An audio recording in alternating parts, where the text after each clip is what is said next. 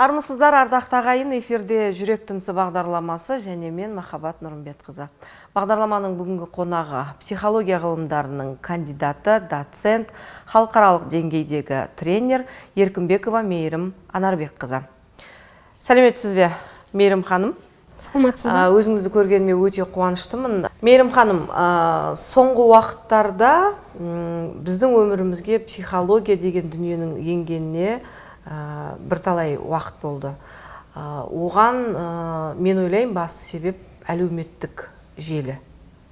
Біздің өмірімізде адамның өмірін өзгертетін, оның түпсанасын өзгертетін дейміз ба, сондай психолог мамандар көбейіп кетті. Бірақ оның қайсы дипломы бар, оқыған, білімді маман, қайсы жай маман екенін біз әлі де көп ара жігін ажырата алмаймыз. Сондықтан осы бір әңгіменің төңірегінде сұхбаттасу үшін өзіңізді арнайы шақырып отырмыз.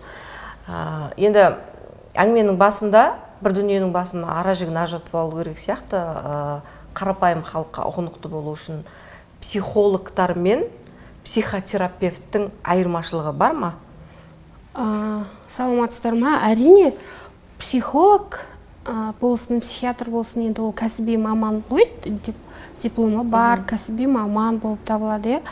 Ал енді психологтардың өздері бірнеше бағытқа бөлінеді. Ол практик психолог болып, педагог психолог болып, және де енді оның ішінде де оның бағыттары бар. Біреу балалар психологы болса, біреулер жаңа білім беру жүйесіндегі психолог, біреу отбасы бойынша жаңағы отбасы мәселелерімен айналысатын, тағы сол сияқты түрлері өте көп. Ал психиатрлар, бұлар медицина жағынан алғанда. Олар кәдімгі дәрі-дәрмектермен, диагноз қоя отырып, медициналық тұрғыда ауытқуы бар, жаңа патологиясы бар емдеу шараларын жүргізеді. Олар дәрігер, психиатр дәрігер деп аталады. Ал психологтарда ондай құзыреттілік жоқ, олар емдеумен айналыспайды, олар кәсіби психологиялық кеңес беру, бағыт-бағдар көрсетумен айналысады. Жақсы. Енді жасырын емес, жаңа да айтып отырмыз, соңғы уақытта біз қазақ қоғамында психолог ханымдар, жалпы психологтар көбейіп бара жатыр. Әлеуметтік желі арқылы жаңағы өміріңді өзгертемін, қаржылық жағдайыңды жөндеймін деген сияқты түрлі сабақтар өтіп, онлайн түрде халықпен етене жақын болып кетті. Оларға жалпы пікіріңіз қалай? Енді бұл жерде басын ашып алу керек. Кәсіби маман, психолог ешқашанда тікелей сіздің проблемаңызды шешіп бермейді. Сіз оған барасыз маманға, сіздің қандай мәселеңіздің басын ашып, анықтап, диагностикалық жұмыстарды жүргізіп барып, қана сізге бағыт-бағдар береді. Сіз мысалға маған келсеңіз, мен сіздің проблемаңыз мынандай болса, мен ол проблеманы былай айтыңыз деп аузыңызға сөз салып бермейміз. Ал енді қазір желіде жүрген психолог смақтыр деп айтуға мен мәдениеттілігім жібермейді. Енді өздерінің психологпыз деп жүр ғой. Олар психолог емес. Олар мотиваторлар деп айтсақ болады. Мотиваторлар да керек қоғамға. Олар жаңағы көңілі түсіп жүрген немесе финанстық жаңағыдай дағдарысқа ұшырап жүрген, тағы сол сияқты проблемалар бар адамдарды уақытша көмектеседі, жаңа уақытша көңілін көтереді. Оларды көрген кезде жаңа тұлғаның өзгерістері пайда болуы мүмкін. Мысалы 100 адам болса, соның бір екеуінде өзгеріс пайда болуы мүмкін. Өйткені ол ішкі мотивацияны оятады. Ішкі мотивация оянған кезде тұлғаның өзінде іс-әрекет жасау пайда болады.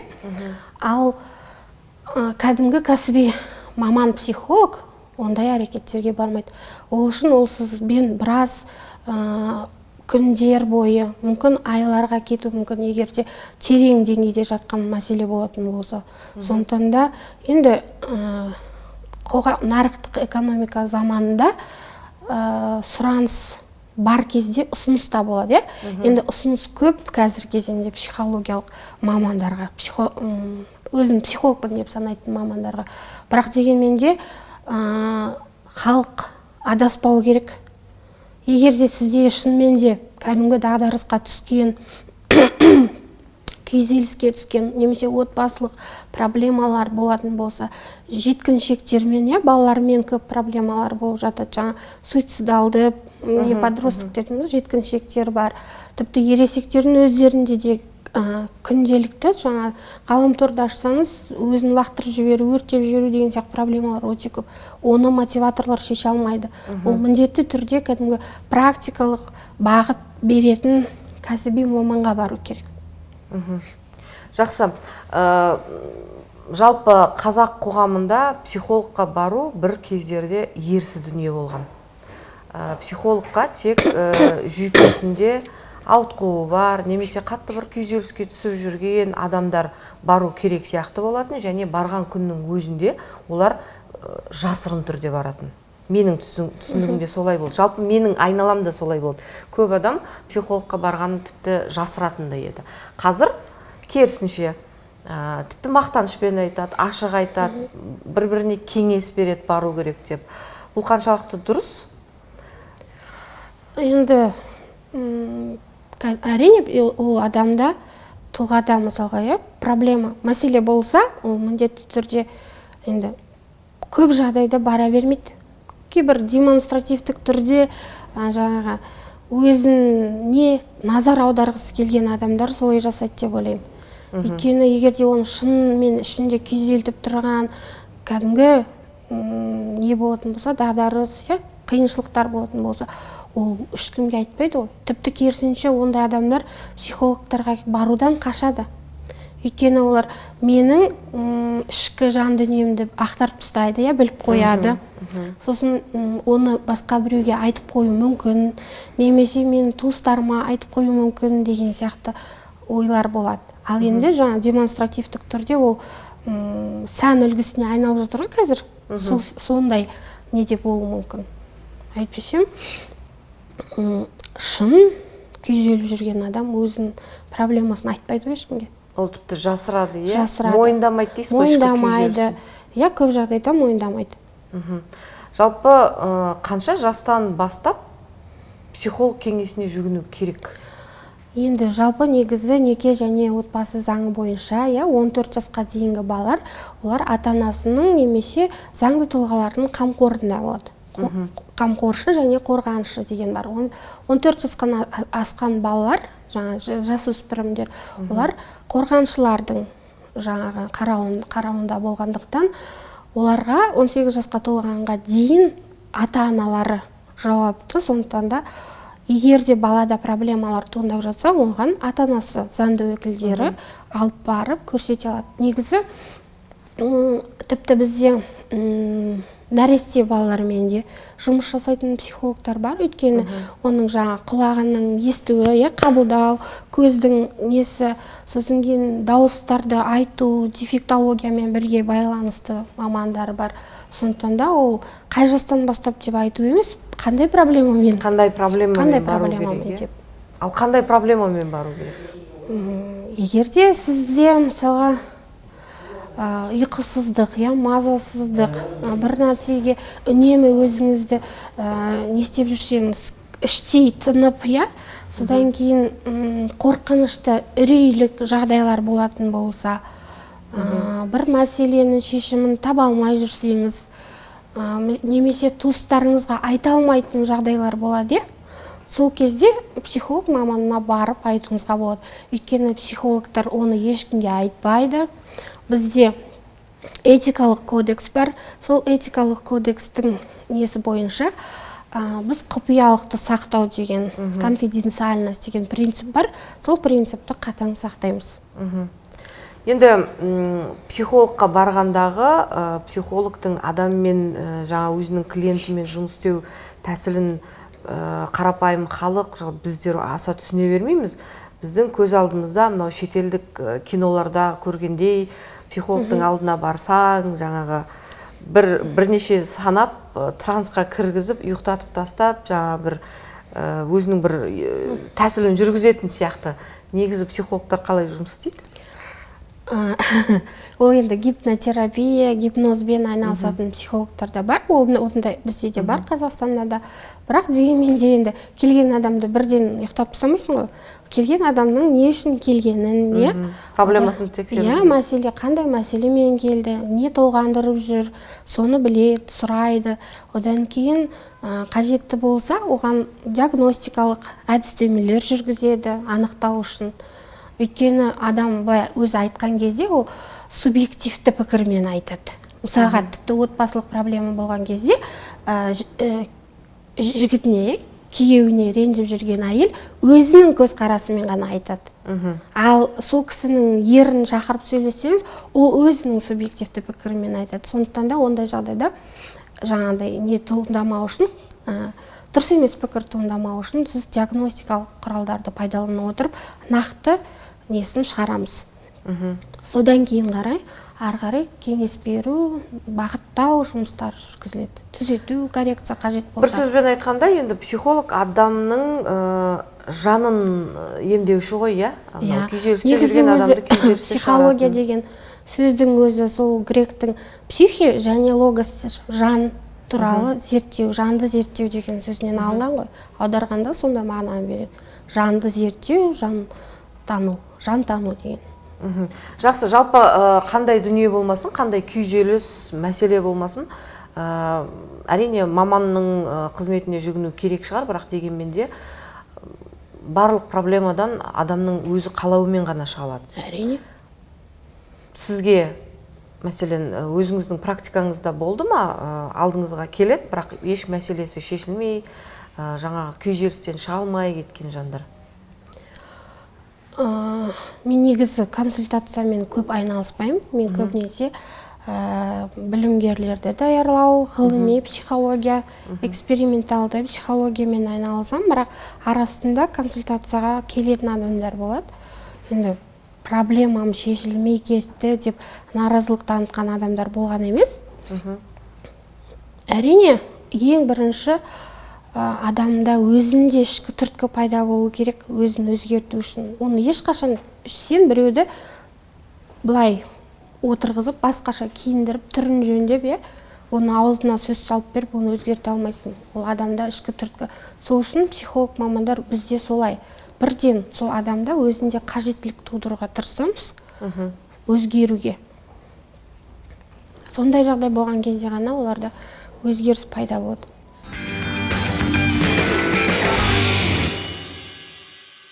Білімгерлерді дайындаймын деп айтып қалдыңыз. Сіз еліміздегі Қайнар академиясында психология факультетінде, кафедрасында меңгерушісіз.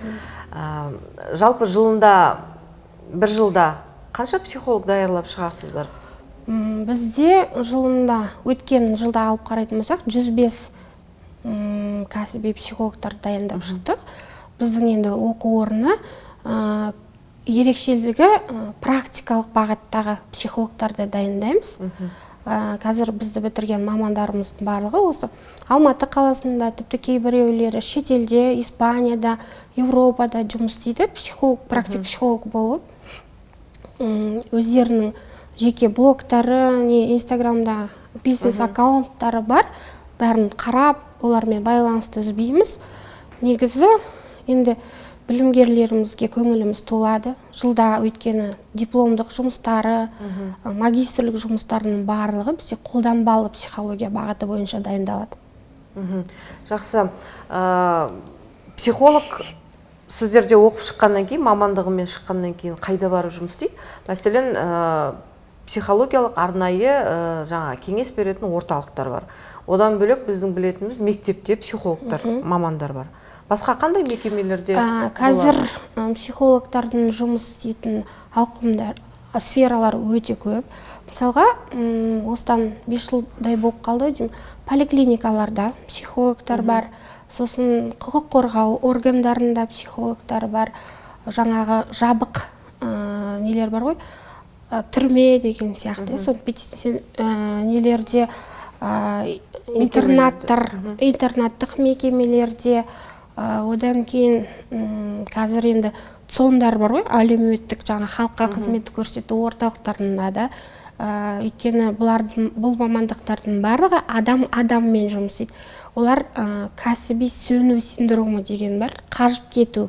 Сондай қажып кету синдромына көп ұшырайтын болғандықтан, сол сфералардың барлығына кәсіби психологтарды енгізіп жатыр. Бұдан басқа балабақшаларда, психологиялық орталықтарда, мектептерде, ол міндетті түрде ғылыми зерттеу орталықтарында жұмыс жасайды мамандарымыз. Және енді көбінесе жеке практикамен айналысады, жеке кабинеттер ашып.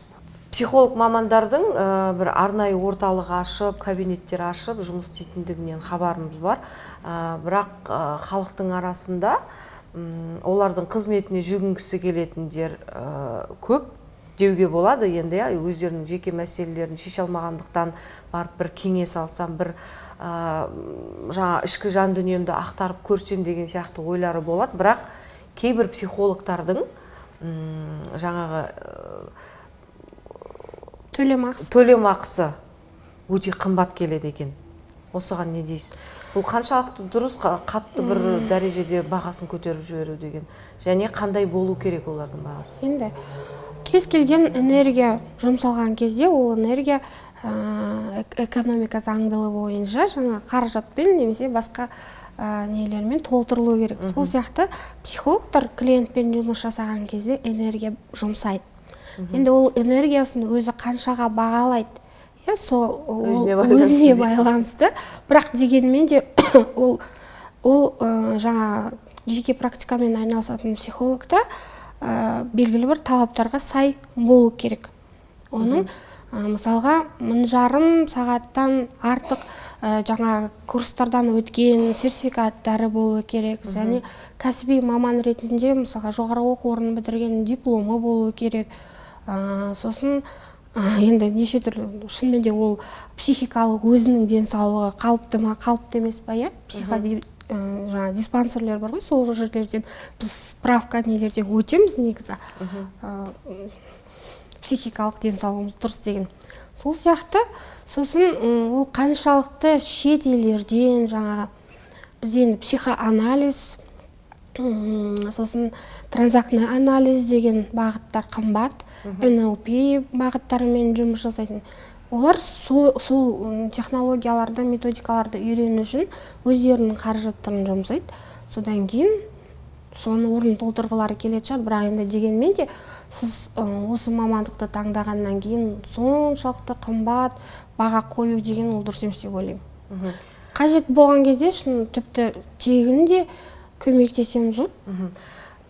Жалпы кез келген адам психологтың қызметіне жүгінгісі келсе, бірінші кезекте неге көңіл бөлу керек?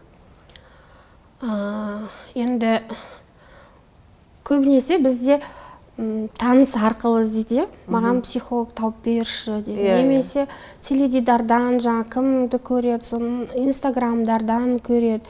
Енді теледидардан көрсе, онда ол журналист бекерден бекер оладым шақырып отқан жоқ шығар, біреуден не істеді, білді деген сияқты. Жалпы негізі бізде қазақ психологиялық қоғамы деген республикалық қоғамдық қор бар. Барлық осы Қазақстан бойынша психологтар туралы мәліметтер, қандай психологтар бар, кәсіби деңгейлері қандай деген сияқты база данық деп айтамын, мәліметтер базасы сол қоғамда бар. Менің ойымша сол жерден алып, содан кейін ары қарай психологтармен жұмыс жасау керек сияқты. Өйткені қазір инстаграмда мен өзім қарап отырам. Мен психологпын деп айтады да, бірақ аузындағы айтып отқан сөздерін тіпті психолог емес адам айтпайтын сөздерді айтып жатады. Сондықтан да енді комментарий жазып жатамыз, олай айтпаңыз, сіз психолог емессіз, не деген күннің өзінде ол көп аузынан нете алмайсың, бәрін үлгермейсің комментарий жазып. Сондықтан да психолог таңдау кезде абай болу керек. Кейбір бізде сосын тағы да бір принцип бар, зияныңды тигізбе деген принцип. Сол принципке кері жұмыс жасайтындар да бар. Тіпті 1-2 курсты оқып алады да, сосын мен психологпын деп, біз оны енді өзіміздің сферамызда білеміз ғой, ондай психолог жоқ екенін. Сондықтан да абай болу керек ондай жағдайда. Жақсы, әңгімеміздің басында біз психолог пен психиатрдың айырмашылығын ара жігін ажыратып алдық қой. Енді жаңа әңгіменің төркінінде әлеуметтік желідегі псевдопсихологтар төңірегінде болды, иә, лжепсихология дейді ма, қалай? Иә, лжепсихология. Енді сөзіңіздің арасында өзіңіз де айтып кеттіңіз, олардың барлығын психолог деп айтуға болмайды, олар мотиваторлар, тренерлер деген сияқты. Енді осы бір дүниені ажыратып көрейікші. Көбісі я психологпын деп айтады. Мен бәлен деген шетелдік психологтан оқыдым, соның семинарына қатыстым, тренингіне қатыстым дейді. Біреу мен мотиватормын деп айтады, біреу мен тренермін, коучпын деген сөзде бар. Осылардың барлығы психологияға бір жалпы қатысы бар ма? Енді мысалға, егер де шетелден кәдімгі жоғарғы оқу орнында психология мамандығын бітірген болса, онда ол есептеледі. Егерде ол біздің министрліктен, Қазақстан Республикасының білім және ғылым министрлігінен неден өтеді, нострификациядан өтеді дипломы, біздің Қазақстанда жұмыс істеуге сәйкес па, сәйкес емес па деген. Нострификациядан өткеннен кейін әрине ол жұмыс істей алады кез келген жерде.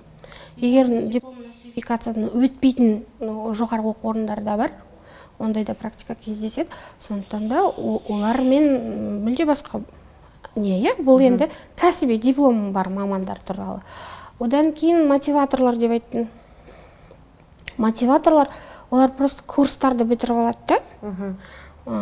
Неше түрлі жаңағы өздері сияқты, жаңа шетелдің болсын, Ресейден, тағы басқа ТМД елдерінен кез келген, Қазақстаннан болсын, бір курсты бітіреді, сосын сол курстың төңірегінде өзін білгенін ары-ары үйретеді. Ол психология емес. Ол психологияның ішінде бағыттау деген бір ғана жұмысы. Коуч та сол сияқты, ол енді көбінесе бизнеске жақын, бизнес тренингтерде бізде бизнес психологиясы бар, соның негізінің төңірегінде. Одан кейін тренерлер, тренерлер ол кез келген сферада бола береді. Бізде психологияда психологиялық тренингтер бар, ол жерде жеке адаммен, немесе топпен жүргізілетін тренингтер. Бұл консультацияға не емес. Бұл топтық жұмыс. Жалпы осы қазір әлеуметтік желіде қаптап кеткен, қарапайым халықты өзіне бір тәнті етіп, сабақ өтіп, бір дүниелерді өтіп жатқан жандарды арнайы тексеретін жер бар ма? Мәселен, жаңағы қазақ психологтарының басын біріктіріп отырған орталық бар дедіңіз. Оларды тексере ала ма? Олардың білім деңгейін, олардың қолындағы құжатының бар жоғын? Бізде қазір сол осы жағдайға байланысты қазақ психологиялық қоғамында бізде көптеген нелер болды, жаңа талдаулар, бір нелер, пікір алмасулар өткенде болған отырыста осы мәселені көтергенбіз біз. Қазақ психологиялық қоғамының президенті профессор Перленбетов Мухан Атенович, ол кісіге біз тура айттық. Сонымен қазір сараптамалық кеңес деген құрылып жатыр. Қазақстанда қандай психологтар бар, егер жұмыс істегіңіз келсе, жаңа елге көмегіңізді тигіңіз келсе, психологиялық тұрғыдан, онда сіз сараптамалық кеңестен өтуіңіз керек. Тіпті біздің өзіміз сол сараптамалық кеңестен өтіп, содан кейін барып қана халықаралық деңгейдегі жаңа тренер деген сертификаттарымызды алғанбыз. Соның өзінде кейбір кезде не істейсің ғой? Өзің бір сфераң болады, бір бағыт, сол бағытта ғана жұмыс жасайсың. Ал кейбір кезде мен ойлаймын, қалай бұл барлық сфераны біледі деп. Психологияның өзінің несі көп. Мысалға, профессор, менің жетекшім Сатыбалды Мұқатай Жакупов айтатын, қазір психологияның саласы өте көп. Адамның іс-әрекеті қай сфераны касаться етсе, яғни сол сферада психологияның бағыты бар. Саласы сол сферада бар. Ол құрылыс инженерлік психология, ол еңбек психологиясы, ол сауда психологиясы, ол жаңа финанстық, қаржы психологиясы деген сияқты.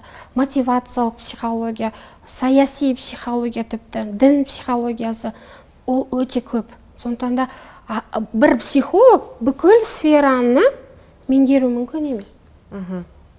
Арнайы бір бағытта ғана. Арнайы өзінің бір бағыты. Мен жаңа айттым, мен эксперименталды психология, ғылыми психологияға жақынмын деп.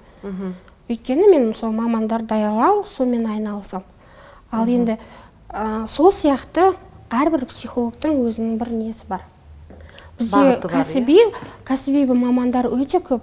Бізде жоғарғы оқу орындарының ішінде мысалға қазір біздің Қайнар академиясы, сосын Қазақ ұлттық университеті Әл-Фараби атындағы, ол жерде өте ежелден келе жатқан кафедра бар. Қыздар педагогикалық университетінде өте жақсы кадрлар дайындалады. Сол сияқты жергілікті жерлерде, мысалға, әрбір облыстар орталықтарында психолог мамандар дайындайтын нелер бар. Осы жерде бір мәселе, мысалға, басқа салаларда дайындайтын жаңағы бакалавр дейміз ғой, бакалаврларда не көп, гранттар көп бөлінеді. Ал нақты психология саласына келетін болса, гранттар өте аз. Тіпті 100-ге де жетпейді, 50 грант берілуі мүмкін бүкіл Қазақстан бойынша. Немесе 80 грант берілуі мүмкін. Ол 80 грант деген, ол деген кішкентай ғана тамшы ғой. Өйткені кәсіби мамандар жетіспегеннен кейін жаңағыдай мотиваторлар, басқа жақтан келген уақытша оқып алған адамдар сол орындарды, пробелдарды толықтырады. Ал егер де кәсіби мамандарда жетістік болса, олар өздерінің орындарын бермейтін еді, адамдар кәдімгі кәсіби маманға баратын еді. Сондықтан да осындай қарама-қайшылықтар көп қой. Жақсы, Мейірім ханым, енді біз мынау психологтардың төңірегінде, олардың жұмысы бағытында төңірегінде әңгіме айттық қой. Енді мені қызықтырып отырғаны, жалпы өзіңіз осы салаға қалай келдіңіз? Несімен бұл сала сізді қызықтырды? Мен бірінші мектеп бітіргеннен кейін Абай атындағы гуманитарлық колледжде оқыдым. Сол жерде психология деген дисциплина, курс оқыдық. Маған өте қатты ұнады. Жаңағы таным процестері, жаңа адамның жеке ерекшеліктері, темперамент. Содан кейін мен бірден шештім. Мен дипломдық жұмысты психологиядан жазам деп. Психологиядан жаздым, одан бетер маған ұнады. Кейін сол не бойынша жаңадан жоғары оқу орындарында мамандықтар ашылып жатқан педагогика және психология деген. Сол эксперименталдық тұрғыда 3-ші курсқа қабылдайтын педагогикалық жаңағы колледждерді бітіргендер. Сонда түстім. Ол жерде тағы да білім толықтырды, мен одан бетер қызықтым осы психологияға. Содан кейін өзі сонымен кетіп қалдым ғой. Кейін оқысам, жаңағыдай мамандығыңа сәйкессің ба, тағы сол сияқты нелер бар, бізде тесттер бар. Бірінші біреуге жүргізбес бұрын өзіңе тексеріп көресің, қалай ол, мен өзім сәйкес келем ба деген сияқты.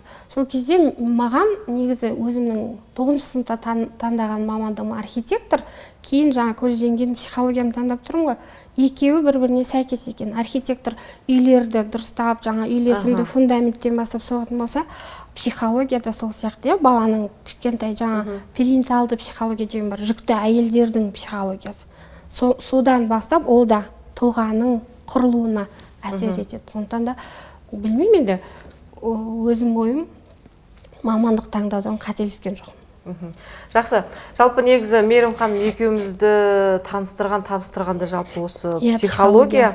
Маған да бір кезде бір психологтың көмегі қажет болып, психологтардың ішінен өзіңізді таңдап сізбен жолыққан болатынмын. Кейін біз енді жақсы араласып кеттік қой, кейін сіз маған психологиялық жаңағы қызмет көрсетпейтін болдыңыз. Енді жалпы өзіңіздің мынау өмірлік тәжірибеңізде осындай дүние көп кездесе ма? Алдында жаңағы клиентпен психолог ретінде араласып, кейін жақын болып кетіп. Жалпы достарыңызға, ортаңызға психологиялық кеңес көмек бересіз бе? Негізі бізде тағы да этикалық кодекске келеміз. Психолог өзінің отбасына, отбасы мүшелеріне және де туыстарына кеңес бере алмайды. Өйткені сіз оған объективті түрде қарамауыңыз мүмкін. Қанша дегенмен кәсіби маман болған күннің өзінде де сіз адамсыз, жаңағы туыстық көзқараспен қарап қойыңыз мүмкін, немесе ұнамаған нәрсеңізді білдіріп қойыңыз. Сол үшін мен үнемі, егер де менің туыстарым немесе таныстарым психологиялық кеңес қажет деп айтып жатса, мен мынау психологқа бар, осы психолог сізге көмектесе алады, сізге мынау көмектесе алады деп бағыттап жіберемін. Сол сияқты басқа біздің өзіміздің сондай айналысатын психологтардың ішінде бір-бірімізге бағыттаймыз. Бірақ бағыттаған кезде де мына клиент алшы, проблемасы мынандай екен деп айтпаймыз. ол да дұрыс емес. Ал енді сізбен енді жақын араласып кеткеннен кейін мен сізге сразу айттым ғой, болмайды, болды, сіз басқа психологқа енді қараңыз деп. Енді өзіңіз психологияны оқыңыз деп па? Бірақ енді отбасында жаңа психологиялық емес, дұрыс емес нәрсені көрсем, оны айтам. Кәдімгі қыз ретінде, немесе әпке ретінде, ана кеңес ретінде, бересіз, кеңес емес, ол кезде ақыл айтам. Отырғызып қойып кәдімгідей. Жалпы бізде қазір соңғы уақытта мен өзімнің ортамнан көп еститін бір дүниелер болып жатыр. Мен психологпын, мен адамды бірден танимын деген сияқты бір дүниелерді көп естиміз. Жалпы психолог адамды бірден сканер жасай алады ма? Көрген адамға бірден бір баға бере алады ма? Енді былайынша бірден 100% ешкімге баға беруге болмайды. Өйткені адам қанша не болған кезінің өзінде де маска киеді. Маска киеді, өзін қоғамда Әр ортада өзін әртүрлі ұстайды. Әртүрлі ұстауы мүмкін, немесе үйде басқа, қоғамда басқа болуы мүмкін. Сондықтан да 100% білуге болмайды. Психологтардың ішінде интуициясы бар психологтар бар. Сканерлейді кәдімгідей, бір көрген кезде.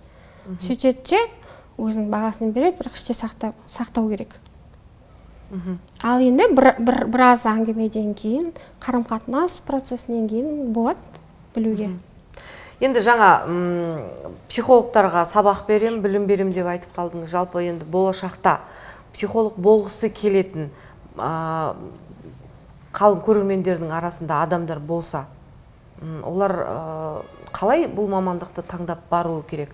Көбінде адасып жүретіндер болады, өзі мен психолог болғым келеді дейді да, қазіргі жаңағы псевдопсихологтардан семинарына қатысып, 1-2 күндік, 3 күндік, немесе шетелдік жаңағы тренерлердің 1-2 сабағына қатысып, адасып ататындар бар. Таза кәсіби білікті психолог болу үшін қайдан, қай жерден, қалай білім алу керек?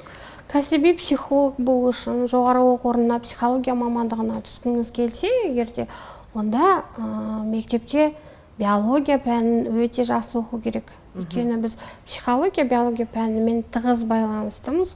Жаңа нерв талшықтары, жаңа ұлпа дейміз, нелер, бәрі сол терминдердің бәрі психология мамандығында кездеседі. Психофизиология, мидың құрылысы деген сияқты.